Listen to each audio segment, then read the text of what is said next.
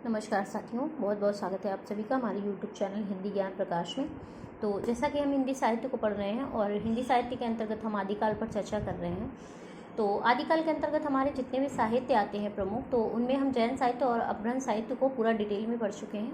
और अब हमारा जो साहित्य चल रहा है वो रासो साहित्य चल रहा है। और रासो साहित्य के अंतर्गत जितनी भी हमारी प्रमुख रचनाएँ थी तो वो हम उन पर डिटेल में चर्चा कर रहे हैं, जिसमें हम कुमार रासों पर बहुत विस्तार से चर्चा कर चुके हैं। और अब जो हम जिस पर चर्चा कर रहे हैं वो है बीसल देव रासो। तो जैसा कि वीडियो बहुत लंबा हो रहा था तो मैंने बीसल देव रासो को 2 पार्ट में डिवाइड किया हुआ था। तो फर्स्ट पार्ट मैंने पहले ही अपलोड कर दिया था, और जैसा कि होली का त्यौहार चल रहा था तो वीडियो 4-5 दिन अपलोड नहीं हो पाया।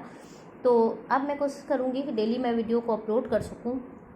तो ये हमारा जो आज का टॉपिक है वो बीसल देव रासो का सेकेंड पार्ट है, जिसमें हम बीसल देव रासो के महत्वपूर्ण बिंदुओं पर और उनकी प्रसिद्ध पंक्ति तथा बीसल देव रासो के बारे में विद्वानों के मत क्या रहे हैं, तो उन पर हम थोड़ी सी चर्चा करेंगे। तो चलिए देखते हैं। सबसे पहले महत्वपूर्ण बिंदु पर चर्चा करते हैं कि बीसल देव रासो के महत्वपूर्ण बिंदु क्या रहे हैं। तो बीसल देव रासो को वीर गीत की संज्ञा किसने दी है? तो आचार्य शुक्ल जी ने बीसल देव रासो को वीर गीत की संज्ञा दी है। क्वेश्चन यहाँ से बनता है, मोस्ट इंपॉर्टेंट क्वेश्चन है, बीसल देव रासो को वीर गीत की संज्ञा किसने दी? तो आचार्य शुक्ल जी ने दी। आचार्य शुक्ल जी ने बीसल देव रासो को किसकी संज्ञा दी? प्रश्न ऐसे भी बन सकता है, तो वीर गीत की संज्ञा दी है।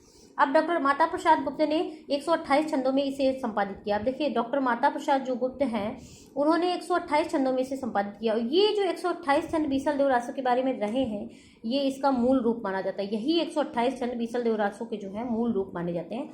तो ये भी आप मेंशन कर लेंगे, डॉक्टर माता प्रसाद गुप्त ने 128 छंदों में इसे संपादित किया, और ये 128 छंद जो है बीसल देव रासो के मूल रूप माना जाता है। और मेघदूत तथा संदेश रासक की परंपरा इसमें मिलती है। और संदेश रासक में क्या है? खड़ ऋतु वर्णन है और 12 मासा भी है। तो ये जो मेघदूत तथा संदेश रासक की परंपरा इसमें मिलती है। संदेश रासक में खड़ ऋतु वर्णन है, तो इसमें भी खड़ ऋतु का वर्णन है। इस रचना में सर्वत्र वर्तमान कालिक क्रिया का प्रयोग किया गया था, मतलब वर्तमान समय में क्या चल रहा था तो सब जो है वर्तमान समय का ही इसमें वर्णन किया गया था इस रचना में, बीसल देव रासो में। और ये किस तरह का काव्य रहा था? तो ये गेय काव्य था, मतलब गाया जाने वाला गेय काव्य। आप समझते हैं कैसा काव्य होता है? गाया जाने वाला। मैंने पहले भी बताया गेय काव्य, मुक्त काव्य। तो ये गेय काव्य जो होता है वो गाया जाने वाला काव्य होता है। तो ये काव्य गेय काव्य रहा है। और हिंदी में 12 मासा का प्रथम जो ग्रंथ माना जाता है, ये भी क्वेश्चन बहुत इंपॉर्टेंट क्वेश्चन है, मोस्ट इंपॉर्टेंट क्वेश्चन। हिंदी में 12 मासा का प्रथम ग्रंथ कौन सा है? कार्तिक महा माना जाता है। और ये जो मतलब ये जो है ग्रंथ रहा है बीसल देव रासो, ये हिंदी में 12 मासा का प्रथम ग्रंथ माना जाता है। और भाषा क्या रही है इसकी? तो पिंगल शैली का प्रयोग है। तो पिंगल शैली क्या होती है? जहाँ प्रेम का वर्णन किया जाता है। तो मतलब जहाँ जैसे मतलब जब यहाँ प्रेम की अगर बात करी गई है, पिंगल शैली का प्रयोग किया गया, तो ऑफिस से बात है कि यहाँ अगर हम रस की थोड़ी सी बात कर लेते हैं, तो रस जो होगा तो ऑफिस से बात है, जहाँ प्रेम का वर्णन होता है तो वहाँ कौन सा रस प्रधान होता है? श्रृंगार रस। तो यहाँ जो रस की अगर हम बात करें तो श्रृंगार रस यहाँ प्रधान रहा होगा, क्योंकि पिंगल शैली का प्रयोग किया गया। और जहाँ प्रेम का वर्णन होता है वो पिंगल शैली का अर्थ क्या होता है? जहाँ प्रेम का वर्णन होता है, प्रेम की बात जहाँ आती है तो उसके बारे में जब हम रस की बात करते हैं तो और ऑफिस से बात है कि रस जो रहा होगा हमारा वो श्रृंगार रस प्रधान होगा। और इसकी भाषा क्या है? राजस्थानी ब्रज तथा अपभ्रंश भी इसकी भाषा रही है, राजस्थानी ब्रज और अपभ्रंश। तो स्त्री रसायन की संज्ञा बीसल देव रासो को स्त्री रसायन की संज्ञा किसने दी? ये क्वेश्चन अपने आप में बहुत महत्वपूर्ण है। तो नरपति नाल जो इसके स्वयं इसके रचनाकार हैं बीसल देव रासो के, उन्होंने बीसल देव रासो को स्त्री रसायन की संज्ञा दी है। तो इस तरह का हो गया। ये जो मतलब प्रमुख महत्वपूर्ण बिंदु है बीसल देव रासो के बारे में वो मैंने आपको बताया। और प्रसिद्ध पंक्ति क्या रही है? अस्त्री जन्म कई दीधो रे महेश, अवर जन्म कई धारई घड़ा रे नटेश। अब देखिए, अस्त्री मतलब स्त्री के जन्म तो आपने कई दिए, महेश का मतलब तो आप जानते हैं भगवान शिव। अब यहाँ पे जो मेन पॉइंट है वो नटेश से आप लेकर के चले। नटेश क्या होता है? नटेश किसको कहा गया है यहाँ पे? तो आप थोड़ा सा छोटा सा मेंशन कर लें यहाँ पे कि नटों के जो ईश मतलब नटों के जो देवता होते हैं भगवान शिव, उनको माना जाता है। तो नटों के देवता भगवान शिव जी हैं। तो यहाँ पे ये क्वेश्चन पूछ सकता है कि यहाँ पे नटेश का तात्पर्य क्या है? तो नटेश किसको कहा गया है? तो नटों के ईश भगवान शिव को कहा गया। वर जन्म कई था रही घड़ा रे नटेश। ये प्रसिद्ध पंक्ति है। किसकी पंक्ति है? ये बीसल देव रासो की पंक्ति है। तो इतना क्लियर हो गया होगा। नटेश आप वर्ड कैच कर लेंगे। और इसको जो है इसको जो मतलब डिफाइन करना चाहें तो नटों के जो ईश हैं भगवान शिव जी, उनको नटेश कहा गया है यहाँ पे। अब विद्वानों के कथन क्या रहे हैं बीसल देव रासो के बारे में भी, प्रमुख विद्वानों के जो कथन रहे उन पर भी थोड़ी सी चर्चा कर लेंगे। तो यह नरपति नाल की पोथी का एक विकृत रूप अवश्य है, जिसके आधार पर हम भाषा और साहित्य संबंधी कई तथ्यों तक पहुंच सकते हैं।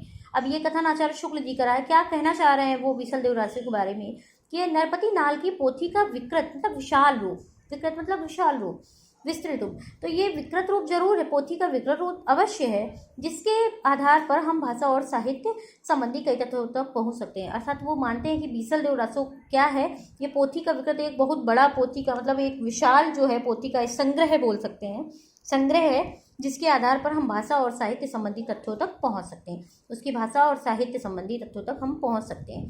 तो ये आचार्य शुक्ल जी का कथन रहा है। लेकिन वो और भी कुछ कहना चाह रहे हैं। वो क्या कहते हैं कि भाषा की परीक्षा करके देखते हैं, अगर हम भाषा की परीक्षा करके देखते हैं तो बीसल देव रासो की जो भाषा है वो साहित्यिक नहीं, राजस्थानी है। अच्छा, एक तरफ ये भी कहते हैं कि भाषा और साहित्य संबंधी तथ्यों तक पहुंच सकते हैं हम पोथी का विशाल मतलब बीसल देव रासो के माध्यम से, इतना विस्तृत संग्रहित ये जो ग्रंथ रहा है उसके माध्यम से हम भाषा और साहित्य संबंधी कई तथ्यों तक पहुंचते हैं। लेकिन भाषा की जो परीक्षा करके देखते हैं अगर हम, तो बीसल देव रासो की जो भाषा मानी जाती है वो साहित्यिक नहीं, राजस्थानी भाषा रही है। ये किसका कथन रहा है? आचार्य शुक्ल जी का कथन है ये भी, कि वो जो है बीसल देव रासो की भाषा को साहित्यिक ना मान करके उन्होंने बीसल देव रासो की भाषा को राजस्थानी भाषा माना है। तो इतना क्लियर है आपको? ये दोनों कथन आचार्य शुक्ल जी के हैं। यहाँ से आप वर्ड कैच करेंगे पोथी का विकृत रूप, तो आप समझ जाइएगा कि आचार्य शुक्ल जी का कथन रहा। भाषा की बात करेंगे तो इन्होंने भाषा को साहित्यिक ना मान करके राजस्थानी माना है। संक्षिप्त में अगर हम इसे समझना चाहें तो मेन पोथी का विकृत रूप आप लेकर के चलिए, और थोड़ा सा इन्होंने भाषा को साहित्यिक ना मान करके बीसल देव रासो की राजस्थानी माना है इन्होंने। अब इस ग्रंथ में अगर श्रृंगार, जैसा मैंने कि अभी ऊपर बताया था आपको कि इसमें पिंगल शैली का प्रयोग किया गया है, और पिंगल शैली अर्थात जहाँ प्रेम का वर्णन हो, तो इस ग्रंथ में जो श्रृंगार की प्रधानता रस है, तो मैंने पहले ही बताया था आपको कि श्रृंगार रस की प्रधानता रही होगी इसमें, तो इसमें श्रृंगार रस की प्रधानता है, और वीर रस किंचित आभास मात्र है, और संयोग वियोग की गीत ही गाए जाते हैं। ये भी कथन आचार्य शुक्ल जी का है कि इसमें श्रृंगार रस की ही प्रधानता है, वीर रस किंचित मात्र, मतलब वीर रस का सिर्फ आभास हुआ है इस ग्रंथ में, और जो प्रधानता है, प्रधान रस रहा है इसमें, वो श्रृंगार रस ही रहा है। और संयोग वियोग के गीत इसमें गाए जाते हैं, जहाँ संयोग वियोग मतलब विरह वर्णन, जहाँ विरह वर्णन और 12 मासा का वर्णन हो तो वहाँ श्रृंगार रस की ही प्रधानता होगी। तो संयोग वियोग श्रृंगार इसमें जो गीत गाए गए हैं, तो श्रृंगार रस इसमें प्रधान है, आप लोग इसे भी याद रखें। वीर रस किंचित मात्र, ये कथन किसका रहा है? बीसल देव रासो के बारे में ये कथन भी आचार्य शुक्ल जी का ही रहा है। और नेक्स्ट हमारा जो पॉइंट है, ये भी पॉइंट बहुत इंपॉर्टेंट होने वाला है। संदेश रासक की तरह बीसल देव रासो भी एक गेय काव्य है, मतलब जैसे मैंने अभी बताया गेय काव्य क्या होता है, तो गेय काव्य ऐसा काव्य जो गाया जाने वाला काव्य हो तो उसे गेय काव्य कहा जाता है। तो ये डॉक्टर बच्चन सिंह जी कहते हैं कि संदेश रासक की ही तरह बीसल देव रासो भी गाया जाने वाला काव्य है, गेय काव्य है। फर्क सिर्फ इतना है कि रासों में कुछ घटनाएं भी जुड़ गई हैं और रासक में घटनाएं नहीं, मतलब संदेश रासक में घटनाओं का वर्णन नहीं किया गया है, और जो ये रासो काव्य है मतलब बीसल देव रासो काव्य है, इसमें जो है घटनाएं भी जुड़ गई, इसमें घटनाओं का भी वर्णन है और इसमें घटनाओं का वर्णन नहीं है। तो ये कथन घटनाओं से आप लेकर के चलेंगे, ये वर्ड आप कैसे करेंगे घटनाएं, तो घटनाओं का जो वर्णन किया गया है तो डॉक्टर बच्चन सिंह ने किया है, किसके बारे में किया है? तो संदेश रासक के बारे में उन्होंने, बीसल देव रासो के बारे में ये कथन रहा है कि संदेश रासक बीसल देव रासो की तरह ही गाया जाने वाला काव्य है। बट फर्क सिर्फ इतना है कि जो रासक काव्य है इसमें घटनाएं नहीं है, और जो बीसल देव रासो इसमें घटनाएं भी जुड़ गई हैं, घटनाओं का भी वर्णन। तो इतना क्लियर है। अब नेक्स्ट कथन पे चलते हैं हम लोग। अगला कथन है हमारा, मध्य युग के समूचे हिंदी साहित्य में जवान की इतनी तेज मन की इतनी खरी नायिका नहीं दिख पड़ती। अच्छा, ये आचार्य शुक्ल जी ने कथन कहा है, किसके लिए कथन ये है? आचार्य शुक्ल जी राजमती के लिए। जो राजमती जी हैं अर्थात बीसल देव की पत्नी है, जैसा कि मैंने बताया कि बीसल देव रासो जो छोड़ के उड़ीसा चले जाते हैं अपनी पत्नी को, तो राजमती के लिए क्या कहा है इन्होंने कि मध्य युग के समूचे हिंदी साहित्य में जवान की इतनी तेज मन की इतनी खरी, मतलब ये राजमती के लिए कथन कहा है कि मध्य युग के समूचे हिंदी साहित्य में जवान की, ये जो राजमती जी हैं जवान की बहुत तेज है लेकिन मन की जो है बहुत खरी है, नायिका नहीं दिख पड़ती।